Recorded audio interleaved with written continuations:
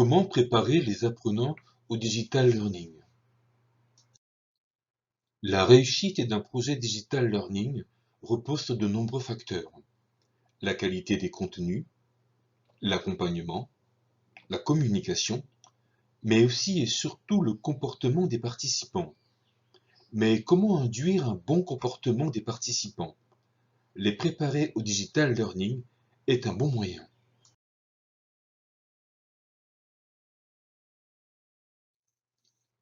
Au-delà de la communication qui doit annoncer le projet, présenter son déroulement et en préciser ses finalités, il est important de bien organiser la préparation des participants.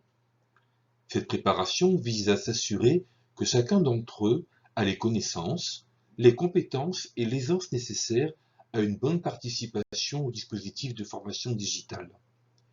3 domaines doivent être couverts par la préparation: la posture du participant, les actions qu'il devra réaliser et les outils qui seront mis à sa disposition.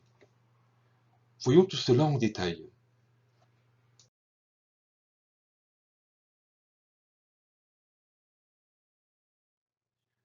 Commençons par la posture des participants.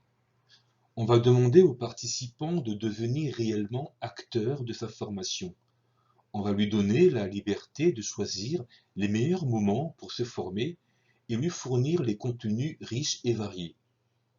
En contrepartie, il doit s'impliquer dans le dispositif de formation, s'engager à accomplir toutes les activités nécessaires à sa réussite. Il faut qu'il en ait pleinement conscience. Un autre élément essentiel: aborder les activités qu'il devra réaliser. Il ne faut pas qu'il découvre au dernier moment qu'il doit lire un document, regarder une vidéo ou bloquer une date dans son agenda pour un entretien synchrone. Sinon, il y a toutes les chances pour que cela se passe mal. Il faut donc qu'il ait une vision d'ensemble des actions qu'il devra réaliser. Il faut veiller à lui fournir les consignes et les bons conseils pour qu'il réussisse à bien s'organiser. Passons maintenant aux outils.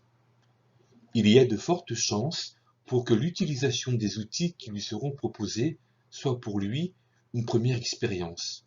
Et comme toute première fois, cela peut être difficile. Il est donc très important d'anticiper l'utilisation de ces outils pour qu'au moment de se former, tout se passe correctement pour l'apprenant. Il faut donc anticiper cette préparation dans la communication associée au projet. Dans l'idéal, il faut donc prévoir une étape en amont de la formation digitale qui doit permettre de mesurer le niveau d'implication et d'aisance avec le digital et accompagner les apprenants qui ont des difficultés. Il faut également prévoir des petits tests de réactivité et d'implication en mesurant le taux de réponse à un mini-questionnaire, par exemple, ce qui permettra d'identifier et de rappeler les règles du jeu à ceux qui tenteront d'échapper à l'exercice.